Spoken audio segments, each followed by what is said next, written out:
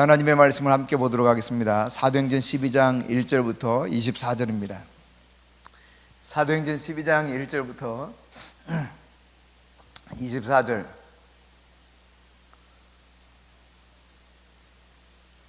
하나님의 말씀을 함께 받들겠습니다. 그때 헤롯 왕이 손을 들어 교회 중에서 몇 사람을 헤아려 하여 요한의 형제 야고보를 칼로 죽이니 유대인들이 이 일을 기뻐하는 것을 보고 베드로도 잡으려 할세 때는 무교절 기간이라.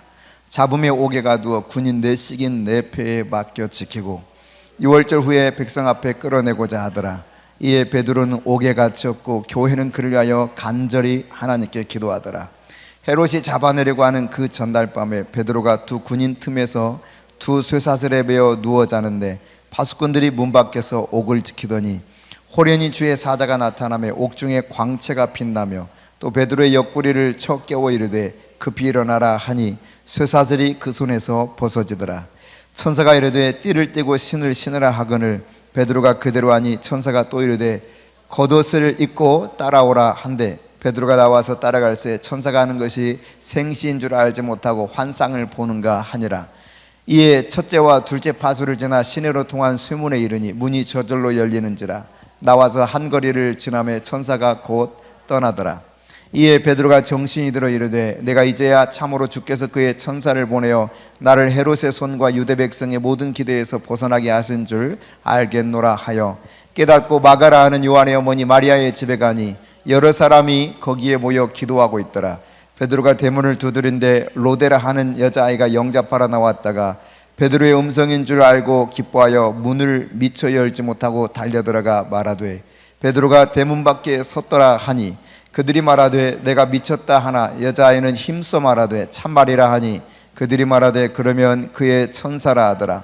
베드로가 문 두드리기를 그치지 아니하니 그들이 문을 열어 베드로를 보고 놀라는지라. 베드로가 그들에게 손짓하여 조용하게 하고 주께서 자기를 이끌어 옥에서 나오게 하던 일을 말하고 또 야고보와 형제들에게 이 말을 전하라 하고 떠나 다른 곳으로 가니라. 날이 새매 군인들은 베드로가 어떻게 되었는지 알지 못하여 적지 않게 소동하니 헤롯이 그를 찾아도 보지 못하며 파수꾼들을 신문하고 죽이라 명하니라.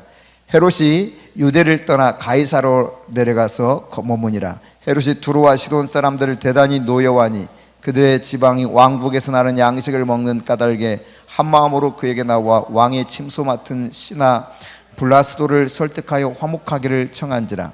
헤롯이 나를 택하여 왕복을 입고 단상에 앉아 백성에게 연설하니 백성들이 크게 부르되 이것은 신의 소리요 사람의 소리가 아니라 하거늘 헤롯이 영광을 하나님께로 돌리지 않냐므로 주의 사자가 고치니 벌레에게 먹혀 죽으니라. 하나님의 말씀은 흥왕하여 더하더라. 아멘. 우리가 살아가면서 위기를 만날 때가 많습니다. 그것도 우리 힘으로 감당하기 어려운 큰 위기를 만날 때가 있습니다. 그런 위기의 순간 처음 접할 때 인간이 보통 반응하는 그런 첫 마디 어떤 말들을 일반적으로 내뱉습니까? 자기도 모르게 그 위기의 상황 속에 이제 큰일이구나, 이거는 도저히 내가 감당할 수 없겠구나, 이거 나는 이제 끝이구나, 나는 망했다, 나는 죽었다, 이렇게 내뱉기 쉽습니다. 그런데 여러분, 이런 위기의 순간에 내 입술로 고백하는, 내뱉는 첫 마디가 굉장히 중요하다는 사실을 깨달아야 될 것입니다. 내가 상황에 반응하는 입술로 고백하는 첫 마디의 결과가 결국은 인생을 엄청나게 다르게 만들어 버릴 수 있습니다. 예수님은요, 어떠한 상황 속에서도 아무리 나쁜 소식을 들었을 때도 결단코 두려움으로 반응하지 않았다는 사실이에요. 그러니까 아무리 이거는 해결 불가능하다 여겨지는 인간적 문제를 가지고 와도 주님은 전혀 눈 하나 깜짝하지 않았어요. 우리는 이렇게 생각할 수 있습니다. 예수님은 하나님이시기 때문에 그렇죠. 아니에요. 인간이었어요. 똑같이 슬픔, 아픔, 고통, 배고픔, 졸리는 거 다 경험하셨던 분이 예수님이십니다. 예수님은 그럼에도 불구하고 이런 위기 상황, 해결할 수 없는 문제처럼 보이는 이런 것들이 다가올 때마다 두려움으로 반응한 것이 아니라 아주 단호하게 진리로 반응한 모습을 보여주고 있거든요. 먼저 마가복음 4장 35절부터 39절을 보겠습니다. 같이 읽습니다. 그날 저물 때 제자들에게 이르시되 우리가 저편으로 건너가자 하시니 그들이 무리를 떠나 예수를 배에 계신 그대로 모시고 가매 다른 배들도 함께 하더니 큰 광풍이 일어나며 물결이 배에 부딪혀 들어와 배에 가득하게 되었더라. 예수께서는 고문에서 베개를 베고 주무시더니 제자들이 깨우며 이르되 선생님이여 우리가 죽게 된 것을 돌보지 아니하시나이까 하니 예수께서 깨어 바람을 꾸짖으시며 바다들어 이르시되 잠잠하라 고요하라 하시니 바람이 그치고 아주 잔잔하여지더라. 제자들은요 죽게 됐다고 난리를 칩니다. 그런데 예수님은 눈도 끔찍하지 않아요. 그냥 잠잠하라 고요하라 이렇게 말하고 끝을 냅니다. 그 하나님의 평안을 구하는 거예요. 두려운 현실인데 이 현실 앞에서 전혀 두려워하지 않고 있다는 사실입니다. 그런가 하면 여러분 요한복음 11장 1절부터 쭉 살펴보게 되면 죽은 나사로에 관한 이야기가 나타나죠. 이 나사로 이야기가 쭉 기록되어 있는데 우리 오빠 오라버니가 지금 죽어가니 빨리 와서 좀 도와달라고 자매 그러니까 누이였던 마르다와 마리아가 예수님께 전가를 보내오죠. 예수님은요 이 소식을 들었습니다. 그리고 예수님 평상시 굉장히 가까운 그런 사람들이 이 마르다, 마리아 그리고 그의 오빠인 나사로였어요. 굉장히 가까운 사이였습니다. 그러니까 인간적으로 치면 빨리 달려가야 마땅하죠. 어서 가서 도와줘야 되는 것입니다. 그런데 예수님 웬일인지 일부러 이틀이나 머물렀다가 그 후에 출발을 합니다. 그러니까 뒤늦게 관계에 든 것이죠. 그러자 그 집에서 이제 소식을 한 가지 가지고 사람이 오지 않습니까? 그러면서 하는 말 이미 죽었으니 구태여 그렇게 할 필요 없다고 했을 정도입니다. 그러나 예수님이 도착해서 어떻게 하는가? 여러분 자 요한복음 한번 살펴보겠습니다. 4절 먼저 예수님의 반응을 먼저 보십시다. 같이 읽습니다. 예수께서 들으시고 이르시되 이 병은 죽을 병이 아니라 하나님의 영광을 위하며 하나님의 아들이 이로 말미암아 영광을 받게 하려 함이라 하시더라. 죽을 병 아니라는 거예요. 지금 나사로가 죽어간다고 그러는데 죽을 병 아니래요. 그리고 하나님의 영광을 위해서 지금 잠시 이런 고통 중에 있다. 그리고 그냥 말하자면 죽었습니다. 우리가 봐서는 죽었는데 예수님 뭐라고 그러냐면 11절에 이렇게 말하고 있어요. 우리 친구 나사로가 잠들었도다. 그러나 내가 깨우러 가노라. 실상은 근데 죽은 것을 이렇게 표현했다고 했거든요. 그리고 도착에서는 이렇게 말합니다. 14절에 잠들었으니 내가 깨우겠다 하고 가셨던 예수님이 도착에서는 14절에 나사로가 죽었느니라 내가 거기 있지 아니한 것을 너희를 위하여 기뻐하노니 이는 너희로 믿게 하려 함이라. 그러나 그에게로 가자 하고 무덤으로 가지요. 그리고 나흘이 지난 무덤에서 나사로를 동동동동 이렇게 동여맨 시신 앞에서 나사로야 나오라 그래요. 큰 소리로 나사로야 나오너라 그래요. 나사로가요 그대로 동여맨 채로 그 무덤에서 나옵니다. 무덤에서 동여맨 채로 나오는 것을 여러분 어떻게 나와요? 완전히 동여맸기 때문에 걷질 못해요. 그래서 이렇게 나오는 거예요. 이렇게 완전히 동여매서요. 그래서 예수님 그렇잖아요. 풀어놓아 다니게 하라, 자유롭게 하라. 풀어주거든요. 그러니까 죽은 나사로를 향해서 잔다, 깨우러 가자 하셨던 그분은 도착해서는 죽었다. 그러나 무덤으로 가자. 그리고 나사를 불러내요. 그러니까 죽음 앞에서도 예수님은 눈 하나 끔찍하지 않았어요. 그러니까 어떠한 두려운 현실이 다가온다 할지라도 두려움으로 반응하지 않았다는 이야기입니다. 이것이 중요한 것입니다. 제가 신대원을 막 준비하고 있을 때인데 저희 아버님이 이제 3번째 쓰러지신 이야기를 듣게 되었어요. 그래서 중환자실에 계신다는 겁니다. 그런데 이제 3번째 쓰러지셨을 때 깨어나지 못하고 의식이 없는 상태가 돼버린 거예요. 그래서 가족들을 다 모이라고 돌아가실 것 같다고. 그래서 저도 급히 내려갔죠. 내려갔는데 아무 말씀도 못 하시고 아무것도 못 하시는 거예요. 움직이지도 못 하시고. 그런데 하여튼 하나님이요 그 상태 속에서 지내다가 응급조치 취하면서 의식이 돌아오긴 했는데 이 뇌가 생각하는 것이 혀나 몸으로 전달이 안 돼.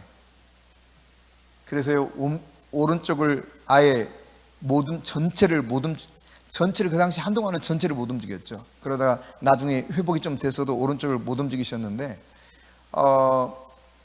이제 그런 가운데 이제 병문안을 가게 되고 아는 분들이 이제 찾아오게 되었어요. 부안 군수를 지내셨던 김종기 장로님이라고 계시는데 그분이 오셔가지고 아유 참 걱정이네 그래요 저한테. 그래서 제가 그랬어요. 아니요 괜찮아요. 참 감사해요. 근데 그때 하나님이 너무너무 감사가 넘치게 만드셨거든요. 왠지 모르는 감사예요. 근데 걱정이 되는 게 아니라 너무 감사한 거야.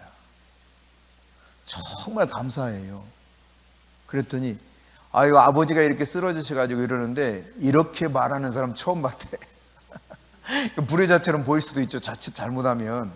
네. 아무것도 지금 못하시는 상태야. 그 당시 상태는요.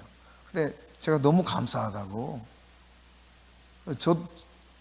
제 어떤 그 인간적인 생각이 아니라 하나님이 그런 마음을 주신 거죠. 너무너무 감사하다고. 그 결과 여러분 어쨌든 6개월간의 병원 생활 투병을 하는 과정이 있었지만 그 속에서 의식이 돌아오고 몸이 조금씩 회복되고 어눌하지만 말도 좀 하시게 되고 그리고 한쪽 몸을 못 쓰게 되었지만 절뚝거리면서 걸으실 수 있게 되었어요. 그 와중에 병원에 있는 중에 원목실에 제가 부탁을 해가지고 원목 목사님께 병원에 목사님들이 계시는 데가 있거든요. 원목 목사님께 부탁을 드렸어요. 하루에 한 번씩 가가지고 좀 예배를 드려주고 기도를 해주셔라. 그랬더니 아유 알겠다고 늘 가서 이렇게 기도해 주시고 기도해 주시고 그리고 이제 주기도문과 사도신경을 이렇게 주시면서 그걸 가지고 이렇게 해보라고 그랬대요. 근데 주기도문 사도신경 하다가 언어가 트이기 시작한 거야. 말씀을 못 하시다가. 그리고 점점점 회복돼서 마침내 그렇게 예수를 죽어도 안 믿을 것 같으셨는데 예수를 믿게 되었어요. 그리고 회개하기 시작했습니다. 그냥 이 예수님 이야기 그리고 기도하는 시간만 되면 막 눈물을 펑펑 쏟으셔요. 50대 후반에 그러셨는데 그때부터 이제 약간 회복된 다음에 신앙생활을 시작하시면서 제자훈련을 받으셨거든요. 제자훈련 받으시면서도 계속 펑펑 눈물을 흘리면서 아주 정상적으로 훈련을 받았습니다.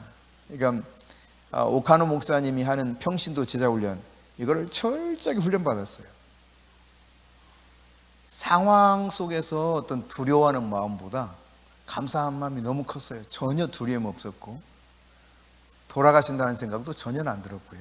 하나님이 그 과정을 통해서 놀랍게 회복을 시켜주시고 은혜 가운데서 신앙생활을 잘 하시다가 4년 전에 천국에 가셨는데 여러분 우리가 하나님이 나에게 주신 어떤 환경을 통해서 하나님이 우리를 깨우쳐 주시니까요.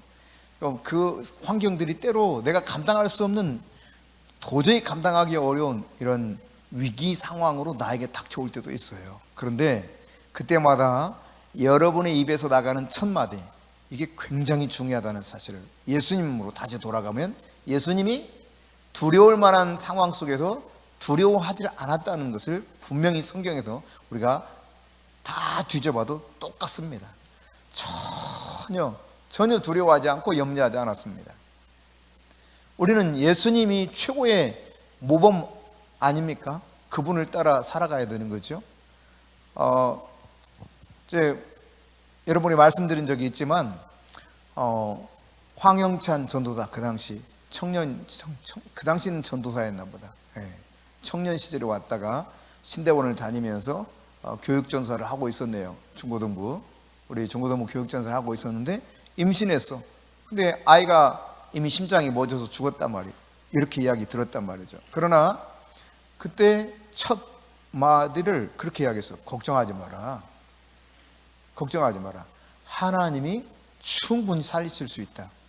멈춘 심장 다시 뛰게 할 수 있다. 여러분 우리가 어떤 상황 속에서도 예수님 그분이 반응을 보이셨던 것을 잘 보면서 내가 어떻게 반응해야 될 것인가? 예수님 따라자기가 되면 돼. 아멘? 같이 해봅시다. 예수님 따라자기 될래요? 아이고,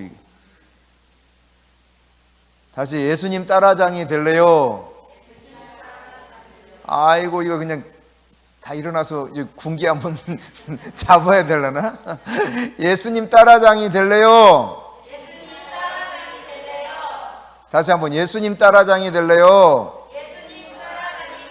네, 예수님처럼 따라하면 돼요. 예수님처럼. 우리에게 입술의 권세를 주셨거든요. 하나님께서 입술의 권세를 통해서 주어진 상황을 얼마든지 변화시킬 수 있다는 사실을 깨달아야 돼요. 내가 두려움에 떨면 원수 마귀는 춤을 추죠.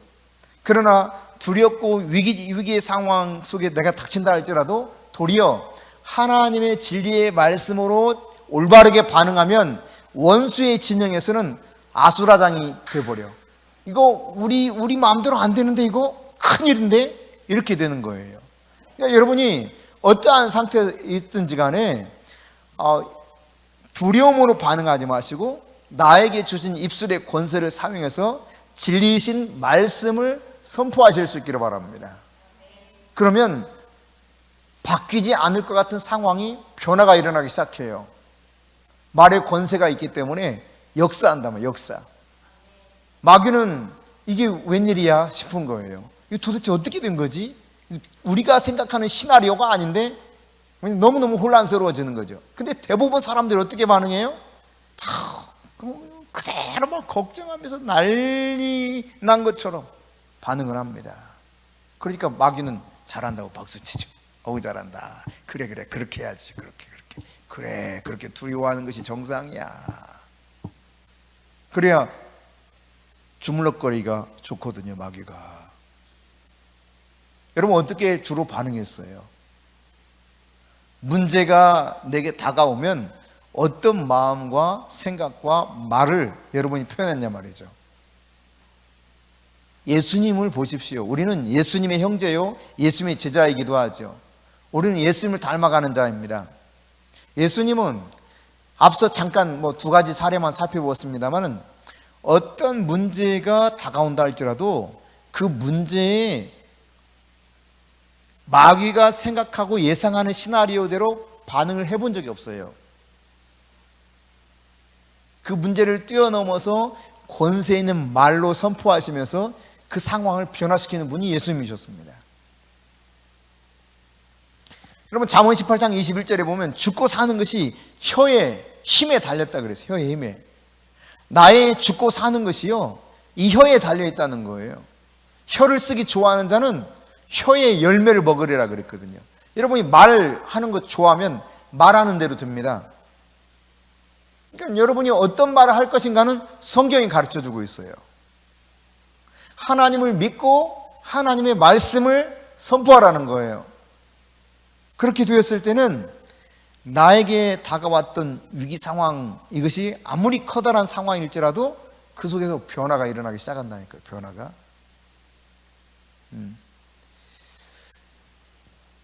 그런데 여러분 아까도 말씀드렸지만 보통 어려움과 고통과 환난을 만나면 어떤 말을 내뱉어요? 부정적인 말, 죽겠다는 말, 큰일 났다는 말, 이런 것부터 입에서 툭툭 나가는 거예요. 그러나 여러분 주님과 친밀한 교제 가운데 여러분이 들어갈 수 있기를 바랍니다. 그러면은 주님과 친밀한 교제 안에서 어떻게 반응하느냐? 하나님이 우리에게 의도한 바대로 올바른 반응을 하기 시작해요. 그럼 어떻게 하면 주님과 친밀한 그 교제 속에서 내가 바르게 상황 속에서 하나님이 원하시는 바른 반응을 할 수 있을까?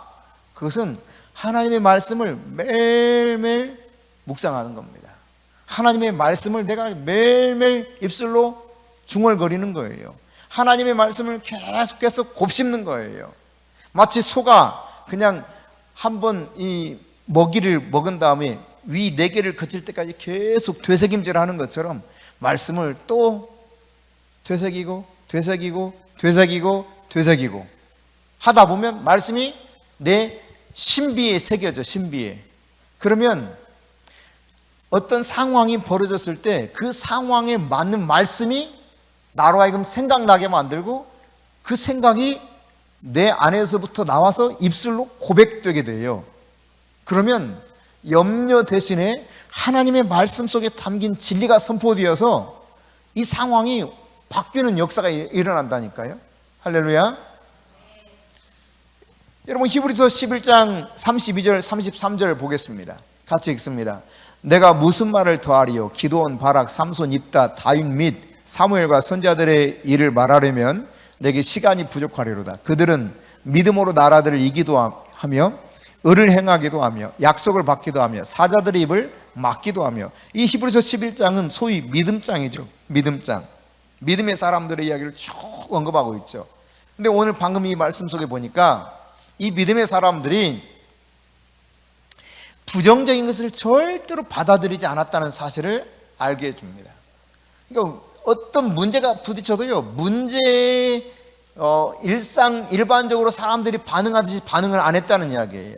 그들은 도리어 나라를 이겨버렸대. 나라를 믿음으로. 이 나라를 이겼다 이 말은 정복하다, 복종하게 하다, 예속시키다 그런 말입니다. 그러니까 자연적인 나라, 초자연적인 어떤 나라, 이 모든 것들도 이기고 살았어요. 거기에 굴복한 것이 아니라. 그러니까 하나님이 사실 이 세상 모든 나라를 누구에게 맡겼습니까? 먼저는 아담과 하와에게 맡겼죠. 그 아담과 하와의 후손인 우리에게 이 세상을 맡긴 거예요.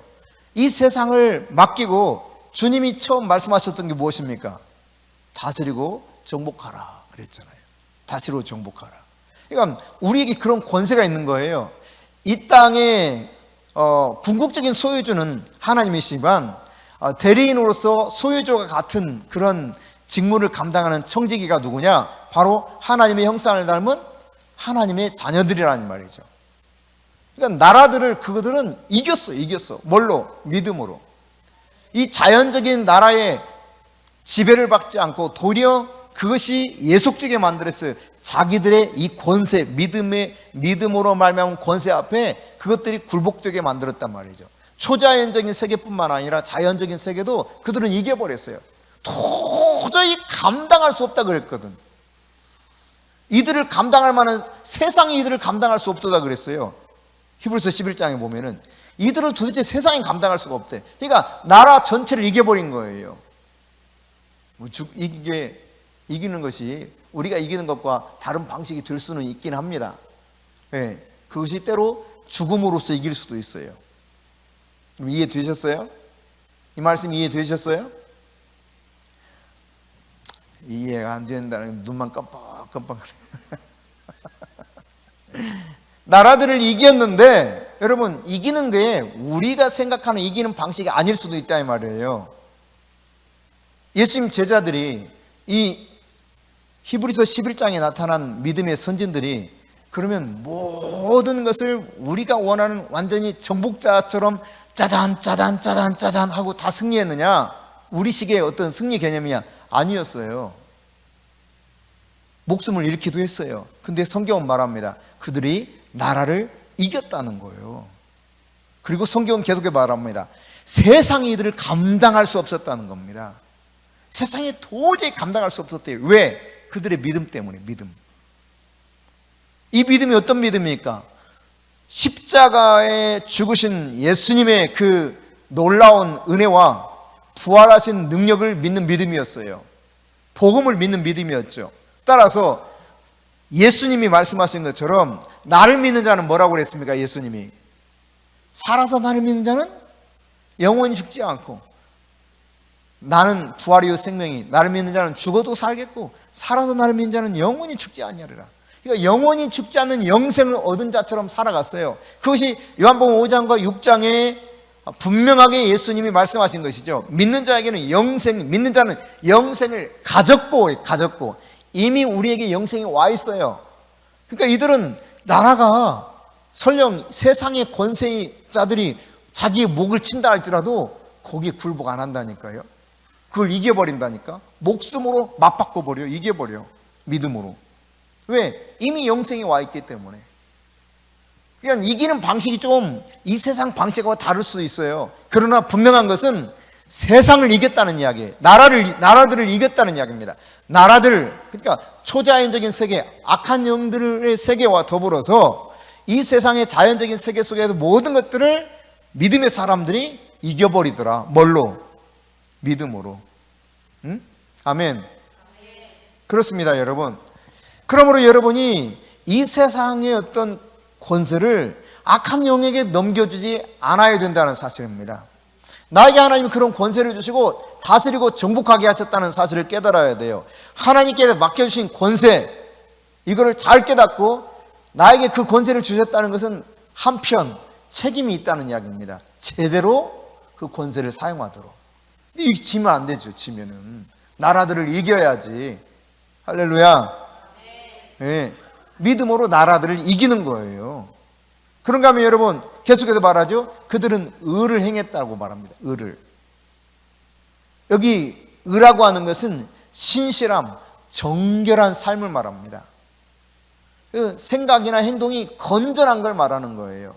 그러니까 불의 앞에서도 타협하거나 혹은 어떤 불건전한 방식으로 살아가는 것이 인간적인 이득을 취할 수 있을지 모르지만 그들은 그런 것과 타협을 안 했다는 이야기예요. 의를 행하며 살았다는 의, 디카이오신에 하나님의 방식으로 살았다는 이야기입니다. 어떤 사람들이? 믿음의 사람들이. 그러니까 불의가 이들을 꺾지 못하는 거예요. 악한 영들이 이들을 꺾을 수가 없는 것입니다. 왜? 의롭게 하신 주님의 진리의 말씀에 입각해서 그 의로운 삶을 살아내버리니까. 그러니까 우리 하나님의 사람들은 하나님의 의를 흘러보내는 통로가 될 수 있어야 됩니다. 아멘? 의로운 삶의 방식에서 하나님이 우리에게 주시는 축복이 어떤 것인가를 사람들에게 보여줄 수 있는 샘플이 돼야 돼요. 아, 저렇게 의롭게 살아도 되는구나. 안 되는 줄 알았더니 되는구나. 이해되세요? 여러분, 이랜드에 김성수 회장이 있습니다. 그는 이제 몸이 너무 아파가지고 병원에서 아무것도 할 수 없이 그냥 꼼짝없이 들어 누워만 있었다 그러죠. 아무것도 할 수 없는 거예요. 너무 오랜 시간 그렇게 병원에 누워 있는데 아무것도 할 수 없으니까 그게 했던 것이 책을 읽었다 그래요. 책을 읽다가 이제 점점 사업 비전과 사업 아이템이 들어온 거야. 근데 그 사업을 하는 데 있어서요, 철저하게 성경적인 방식으로. 그래서 뭐 사업 신청서를 내면은 퇴짜 맞아. 뭐 서류가 뭐가 부족하다. 그래서 서류를 막 준비해가지고 또 이렇게 나면 또 퇴짜 맞아. 뭐가 문제가 있다. 그 또 준비해가지고 내면 또 퇴짜. 그래가지고 이게 계속 안 되더라는 거예요. 근데 나중에 깨달았대. 아, 이 사람들이 요구하는 게 이거구나, 이거. 이거를 요구하는구나. 근데 이 사람은 그걸 알았지만 전혀 그런 방법으로 하기를 원치 않으셨어요. 왜? 하나님의 기업을 세우기 원했기 때문에. 그래서 또 뭐 서류 부족하다면 또 그걸 준비해가 또 간대. 퇴짜 맞고. 그러니까 결국은 공무원들이 져버렸어요. 아따 인간 더럽네 하고 있으면 어쩔 수 없이 이 사업 하도록 허가를 해줬다 이 말이에요. 그런데 여러분 알다시피 의류 사업을 먼저 했지 않습니까? 그 의류 사업을 할 때 어떻게 했습니까, 여러분? 몰라요, 잘? 모르시는구나. 주일이면 반드시 쉬는 기준을 세웠습니다. 여러분, 옷이 언제 제일 많이 팔려, 일반적으로? 쉬는 날. 그러니까 말하자면 제일 쉬는 날이 많은 때가 언제예요? 세상 말로? 일요일. 이때가 제일 많이 팔리는 날이야. 근데 이 사람은 그냥 하나님께 자기의 모든 것을 다 걸어버렸어요. 그리고 줄 다 문 닫는 거야. 문 닫는데 자기만 문 닫는 게 아니라 그 사업이 뭡니까? 체인점을 내줄 때도 각서를 써, 각서를. 계약서에다가. 우리는 일요일 날 문을 열지 않겠습니다. 이거 안 쓰면 계약을 안 해줘. 그래서 언더우드니 헌트니 지금은 사라졌지만 알아요? 언더우드 헌터 뭐 이런 옷들. 아유, 몰라. 알아. 좀 반응 좀 해봐요. 아유, 젊은 친구들은 모른대. 언더우드 헌트 뭐 그다음에 숙녀들 입는 뭐 있었는데 로엠 뭐 이런 것들 하여튼 있어요. 그러니까 쭉뭐 그냥 이 상표가 얼마나 많았는지 몰라. 상표라니까 좀 이상하다. 옛날 사람 같아 진짜. 그거 뭐라고 그래요 그거? 브랜드. 아따 거 참. 우리말로 상표 그러면 얼마나 좋아. 근데 꼭 브랜드라고 해야 돼. 예. 브랜드가 얼마나 많은지 몰라요. 근데 그게 다 일요일날 쉬는 그런 업체였단 말이에요. 근데 그 기업을 하나님이 대한민국에서 엄청나게 키워주셨습니다. 동남아로 진출해서 또 엄청나게 키워주셨습니다. 그러더니 뭐 건설도 생기고 뭐도 생기고 대기업이 되게 만드셨죠. 사업 시작부터 달랐어요. 엊그제 김진 장로님 다녀가셨는데 제 사촌 동생입니다. 사촌 동생인데 이제 백향목이라고 하는 의약품 도매업을 그러니까 제 사촌 재수 씨 권사님인데 이 김근혜 권사님이 하고 있어요. 근데 그거를 이제 하면서 얼마나 어려웠는지 몰라. 그거를 약간 이제 지켜봤던 사람이 여기 이제 우리 최송화 사모님하고 서문수 전사님이 있습니다. 현장에 가서 직접 봤으니까 조그마하니 남의 사무실 빌려가지고 하는데 맨날 마이너스. 그러니까 너무 힘드니까 그냥 펑펑 울어요. 떼굴떼굴 구르면서 울어요. 너무 힘들어가지고. 한 달에 한 번씩 내려가서 예배를 드려줬거든요. 그 묶인 거 풀어주고 그러면서 예배를 드려줬는데 막 떼굴떼굴 구르면서 펑펑 울어. 그럼에도 불구하고 어떤 식으로 사업을 했느냐? 일반적으로 이제 의약품을 이렇게 납품하는 사업을 하는 사람들은 다 이 세일즈맨을 통해서 의사들하고 리베이트가 있습니다. 리베이트. 우리 거 이렇게 좀 해주면 이렇게 좀 뭐 좀 줄게요. 돈이 다 이렇게 오가요. 근데 일절 이런 게 없는 거야. 아무것도 없어 그냥 정상적으로 정상가를 통해서 납품을 하려니 얼마나 힘들어. 이제 막 신생 이 업체가 게다가 뭐 돈이 얼마나 있기를 해, 뭐 사업에 노하우가 있기를 해. 게다가 직원들은 또 경험이 하나도 없어. 2명인가 있었는데 전혀 의약품 세일을 해본 적이 없는 사람들이야. 그냥 교회에서 직업이 없어가지고 노는 사람들 데려다가 같이 일을 하기 시작한 거예요. 그러니 뭐 이 사람들 나가가지고 세일을 제대로 못해. 이게 답답할 노릇이죠. 보통 답답한 게 아니죠. 그렇다고 돈은 안 줄 수 없어. 매번 돈은 나가. 그러니까 월급 탄 거 다 집어넣었어요.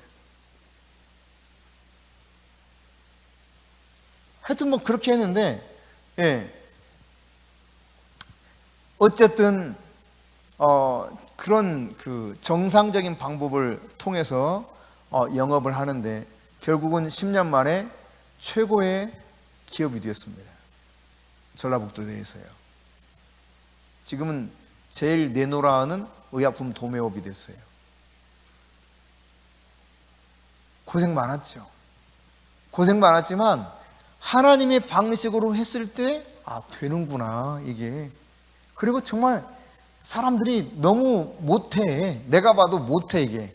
좀 가가지고 막 세일을 하려면 좀 낯도 뻔뻔하게 막 가서 이야기하고 아유 좀 써주세요 막 하고 해야 되는데 옛날에 계약된 거 이거 집어넣고 와버려. 좀 써달라고 또 말해야 되잖아. 우리 것 좀 이것 좀 써주고 그러세요. 이런 거 말 안 하고 쑥스러워가지고 이 계약 옛날에 계약 맺어진 거 물품 주고 와버려요. 납품만 하고 그 되겠어? 기업이? 응? 그러니까 우리 하원이가 지금 하고 있는 일이 있는데요. 옛날에 계약된 것만 가서 하고 신규 사업장을 하나도 안 벌려. 그럼 어떻게 될까 나중에? 에? 망한데. 망하지. 거기 목사님 아들 하나 있었고 뭐 하여튼 뭐 도대체가 사람들은 좋아. 늘 예배를 드려요. 매일매일. 매일매일 예배드리고 매일매일 기도하는데 일은 못해. 미치는 거지 이게. 그런데도 하나님이 기업되게 하시더라. 예. 하나님이 하신다고 믿고 계속 하는 거예요. 기도하면서요. 그러니까 의를 행하면서 정직하게 하면서 그렇게 승부를 걸어도 되더라. 믿음의 사람들이 그렇게 살았다는 이야기입니다. 의를 행하게도 하고 이렇게 말하고 있죠. 그런가 하면 그들은 약속을 받았다고 말하고 있어요. 약속을 받았다. 이 믿음의 선진들이요, 하나님의 약속을 얻어냈다는 이야기입니다. 그러니까 과거에 받은 것을 말하는 것이 아니에요. 새롭게 계속 받아내고 있는 것을 말하는 것입니다. 하나님께로부터 오는 새로운 것을 계속 받으며 살았다는 거예요. 그러니까 굉장히 생산적이고 풍성한 열매 있는 삶을 살았다는 이야기입니다. 여러분, 그러니까 과거의 하나님과의 경험으로 끝이 난다면 그것은 이게 문제가 있죠. 문제가. 지금 새롭게 하나님을 계속해서 경험하고 만나야 돼요. 그 속에서 풍성한 은혜를 누려야 돼요. 아멘? 그러니까 믿음의 사람들이 약속을 받았다 이 말은 계속 새롭게 하나님으로부터 풍성한 것들을 받아서 누리며 살았다는 이야기입니다. 그러니까 계속 친밀한 관계 속에 있다면 당연히 그렇게 살아가야 정상적인 거죠. 저희 집에 이게 뒷뜰에 뒤안이라고 그러죠. 뒷뜰에 장독대가 쭉 있고 그 옆에 이렇게 감나무 하나 심어져 있고 또 하나 대추나무 몇 그루 이렇게 있었어요. 근데 그 중에 대추나무가 제법 큰 거 있었거든. 이 대추가 굉장히 많이 열었습니다. 근데 어느 해에 집에 가니까 대추나무를 그냥 톱으로 싹 잘라버렸더라고, 밑둥을. 그래서 제가 아니 왜 이 대추나무를 딱 잘라버렸냐 그랬더니 저희 할머니 하시는 말씀이, 야 이제는 더 이상 안 연대. 왜요? 그랬더니 대추나무가 꽃이 피었대. 이파리에 뭐라고 꽃이 폈다고 이렇게 했는데 뭐라고 설명해야 될지 모르겠다. 하여튼 이파리가 이상하게 이렇게 뭐가 이렇게 되는 거야. 제가 이렇게 설명을 잘 못하겠는데, 그러면 이제 더 이상 열매가 안 연대. 미련 없이 잘라버리더라고요.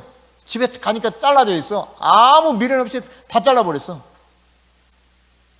그러니까 여러분, 과거의 신앙생활을 자랑한들 사실상 지금 유익이 그다지 없다는 것을 깨달아야 돼요. 예수님은 현재적으로 열매를 또 원하십니다. 그렇죠? 열매 없는 무화과 나무를 저주하기도 하셨어요. 물론 그 말씀에 대한 다른 근본적인 이유가 있기도 하지만 일단 주님은 열매를 원하신다는 사실이에요. 그래서 한 해만 더 참아달라고 했을 때 한 해 더 참아줬었죠? 그러나 어떻게 합니까? 그때도 없으면 그냥 다 도끼로 찍어버리라 그랬잖아요. 네. 그러니까 우리는 지속적으로 약속을 하나님으로부터 받아놔야 돼요. 새로운 하나님의 풍성한 열매들을 우리가 받아서 누리면서 살아야 돼요. 하나님 앞에서 계속 그 생산적이고 풍성한 열매가 있어야 된다는 이야기입니다. 그게 믿음으로 사는 사람 속에 나타나는 일들이에요. 할렐루야. 그런가 하면 사자들의 입을 막기도 했다고 그랬잖아요. 여러분, 이 어둠의 영들이 믿음의 선진들을 파괴시키려고 했을 때 그들의 악한 입을 잠잠하게 만들어 버렸다는 거예요. 사자들의 입. 그러니까 우리가 그냥 이렇게 사자라고 했을 때 라이언을 생각할 수 있겠죠. 그 사자들의 입을 막기도 했던 다니엘 같은 경우도 있지만 실제로 어둠의 세력들이 무언가 계속 파괴적으로 도전하면서 했을 때 저들은 믿음으로 그 악의 힘들을 도리어 잠잠하게 막아버렸다는 이야기입니다. 여러분들이 이런 어둠의 힘들을 완전히 막고 승리할 수 있는 믿음의 사람들이 될 수 있기를 바랍니다. 우리가 어떻게 이렇게 믿음으로 계속해서 살아가면서 정말 그런 승리의 삶을 사는가? 위기에 부딪혀도 굴복하거나 두려워하거나 떨지 않고 어떻게 당당하게 이것들을 이기면서 살 수 있는가? 하나님과 친밀한 교제 안에 나가는 것인데요. 그 중에 특별히 오늘 본문에 보면은 사도행전 12장 말씀이죠. 자, 이 배경은 무교절 기간이다 그랬는데 이때 오늘 본문 속에 보면 그 당시 헤롯 왕이 통치하고 있는 때였습니다. 근데 헤롯이 예수님의 제자 가운데 베드로와 그리고 요한의 형제였던 야고보를 이렇게 감옥 속에 집어넣은 거야. 그랬다가 요한의 형제 야고보 이 사람을 목 잘라 죽여버렸습니다. 근데 이 일을 딱 하고 나니까 막 유대인들이 너무 좋아하는 거야. 그래서 어라, 야 내가 한 건 했구나 이런 거죠. 야 인기가 높아가네. 그러면 베드로도 잡아버려야지. 이렇게 마음을 먹고 그 다음날 날이 새면 잡으려고 한 그런 찰나에 여러분 예루살렘 교회가 이 소식을 듣고 어떻게 했다는 겁니까? 가가지고 내놔라 베드로, 내놔라 베드로, 헤롯 물러가라, 내놔라 베드로, 내놔라 베드로 막 피켓 들고 막 그랬어요?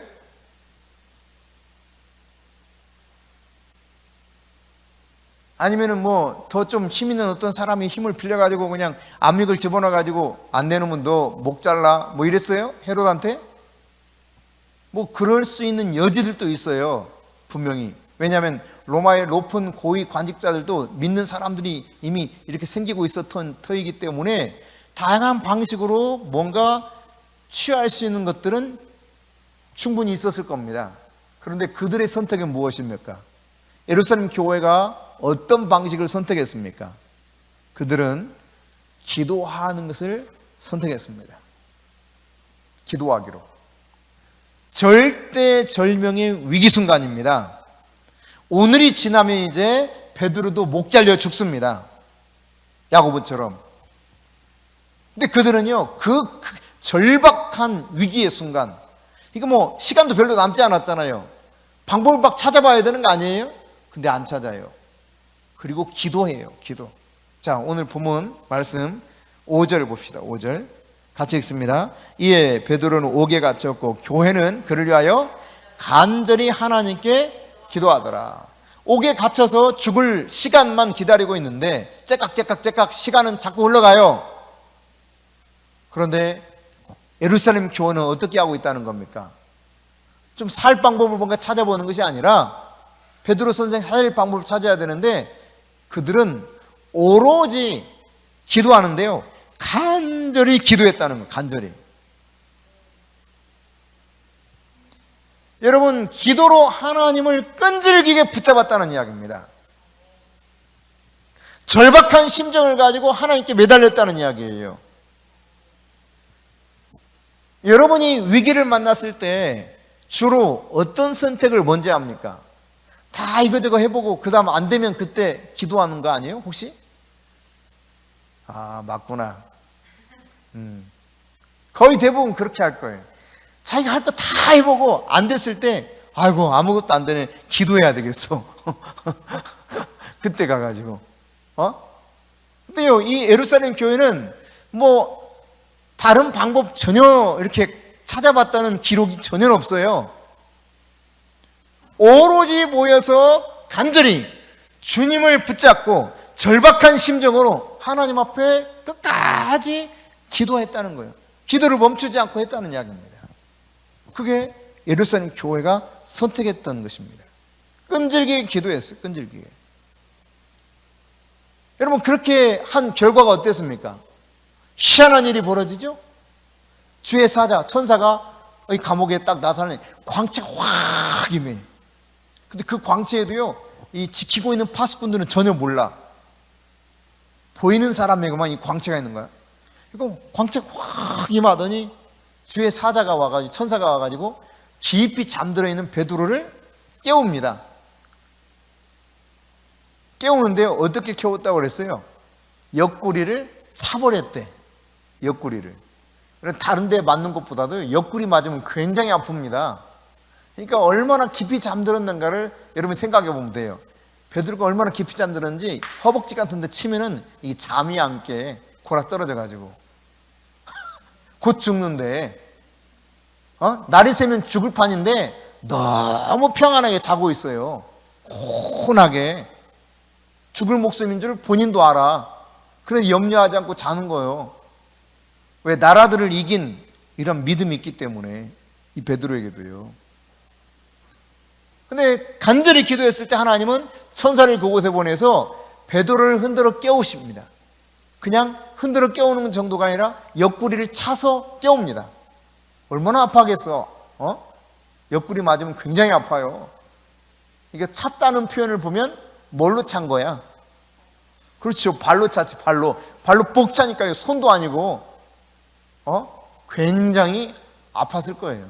그때서야 비로소 잠이 깼어. 근데 아직도 이게 생시인지 꿈인지 구분을 못해. 그러니까 너무 잠에 취했나 봐.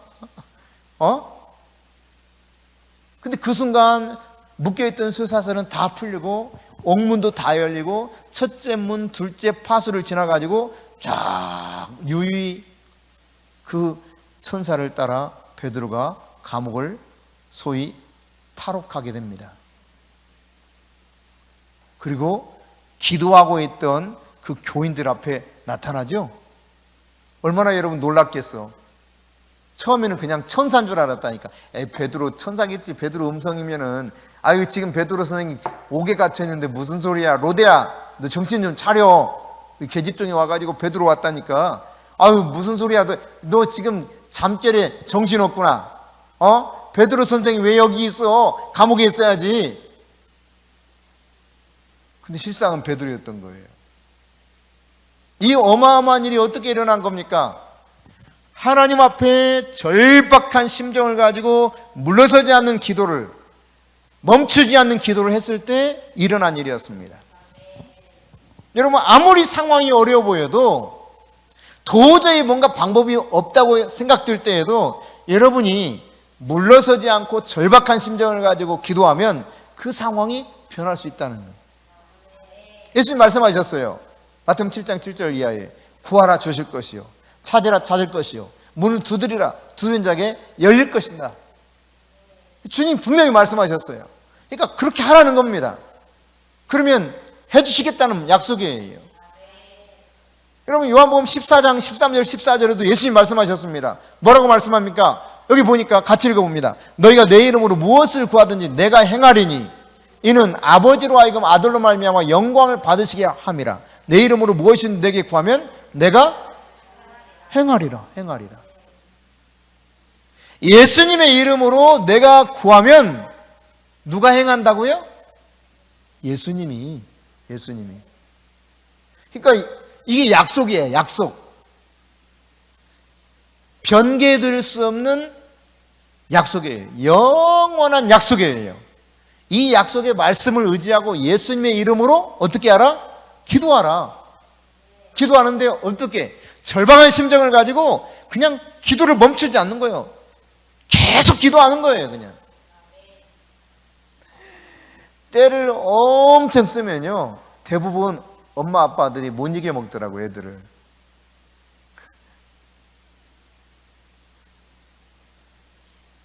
그런다고 때 쓰지 마라 윤희. 알았어요? 때 쓰지 마.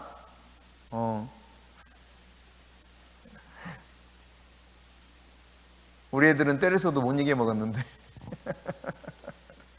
원칙을 벗어나면 무조건 안 들어주니까. 그러니까 여러분이 정말 절박한 마음을 가지고 하나님 앞에 계속 기도해 보세요. 말씀을 근거로 구하면 주신다고 그랬잖아. 내 이름으로 구하면 내가 너희들 받게 해줄게 약속하셨잖아요. 그 약속의 말씀을 붙잡고 여러분이 기도하시면 도저히 바뀌지 않을 것 같은 상황도 바뀌는 역사가 일어나더라. 저는요 진짜 여기 부지 주어서 하나님이 건축하게 하는 과정을 생각하면 그거를 조금 이렇게 알게 돼. 제가 말씀드렸잖아요. 한 2년간 진짜 최 목사님이 계속 창문 열고 날마다 하는 거예요. 날마다. 제가 나중에 듣다가 이제 짜증이 나가지고 그만하라고 그랬다니까요. 제발 그만해라. 2년 되니까 짜증 나더라고요. 2년간 계속 하는 거야. 계속 끊임없이. 하나님 저기 땅 너무 좋아요. 적어주세요. 이제 그만해 여보 진짜. 나 진짜 듣기 싫다 이제. 2년쯤 지나니까 제가 그렇게 반응하고 있더라고요. 그런데도 포기를 안 해. 포기를 안 할 뿐만 아니라 저에게 그러면 안 된다는 거예요. 그래가지고요 제가 새벽에 하루는 기도하는데 그 마음이 이렇게 오는 거야. 내가 지금 잘못하고 있구나. 그 마음이 확 오는데 막 회개가 되기 시작하더라고요. 내가 울면서 회개했어요. 하나님 제가 잘못됐습니다. 그리고 하나님 이제 주십시오. 그랬더니 그 위에 신속하게 진짜 땅을 주셨어요. 그리고 갑자기 교회가 서게 된 거예요. 이게 지치지 않고 달라고 하더라니까. 지치지 않고. 하나님 우리 교회가 있을 곳으로, 산자락에 있는 그 밑바닥에 교회 있는 곳으로 하나님 구했는데 교회가 있을 곳으로 이사하게 해달라고 그랬고, 이사해서 보니까 바로 그 산자락 아래네요. 저기 땅이 있네요. 저 땅 주세요 했으니까 줄 거라는 거예요. 뭐 돈이 있기를 해, 뭐가 있기를 해, 누가 뭘 어떻게 하기를 했어. 지금 빚만 몽땅 있는데 그 당시 빚이 한 6, 7천만 원 있어요. 6, 7천만 원. 임대료 겨우겨우 내고 있는 거야. 간당간당 막 밀렸다가 냈다가 밀렸다 냈다가 이러면서요. 근데 땅을 달라고 그러고 막 건축을 한다고 그러니까 이게 막 이제 제발 그만했으면 좋겠다. 제 마음이 이해가 되는지 모르겠네. 제 마음에 진짜 짜증나더라고요. 제가 그 무렵에 여러 날 짜증을 냈어요. 제발 그만해라. 다음 날도 그만 안 하니까 진짜 왜 그래, 짜증나게 그만하세요. 계속해 나한테 생각을 바꾸래. 한숨을 푹푹 쉬다가요 새벽에 기도하다 제가 깨졌다니까. 제가 잘못된 사실을 인정하고, 그리고 하나님이 신속히 움직이기 시작하신 거예요. 여러분 물러서지 마세요. 절박한 심정을 가지고 기도를 멈추지 마세요. 하나님이 약속하셨습니다. 구하면 줄게, 찾으면 찾도록 해줄게, 문 두드려봐 열리게 해줄게. 이거를 반복해서 또 말하잖아. 그러니까 한 가지를 세 가지 형태로 말하고 그걸 또 반복해서 이게 6번이나 약속한 거예요. 6번이나. 이게 무슨 말입니까? 무조건 해준다는 거 아니겠어요? 그죠? 너 내 말 제발 믿고 해. 그래도 얻지 못하는 이유는 뭡니까? 성경이 말하고 있죠? 너희가 얻지 못하면 구하지 아니하며, 구하여도 얻지 못하면 정욕으로 쓰려고 잘못 구함이라. 잘못 구하지만 않는다면 하나님 주신다니까. 하나님 뜻대로만 구하면 주셔요. 그의 뜻대로 구하면, 담대하게 그의 뜻대로 구하면 하나님이 주시기로 약속하셨어. 할렐루야. 오늘 이 예루살렘 교회 성도들이 그랬던 것처럼 여러분들이 기도하면서 나라를 이길 수 있는 자들이 될 수 있기를 바랍니다. 의를 행하면서 약속을 받아내면서, 그리고 사자의 입도 막아버릴 만한 그런 믿음의 기도를 절박한 마음 가지고 계속 멈추지 마시고 하나님 앞에 기도하며 나갈 수 있기를 바랍니다.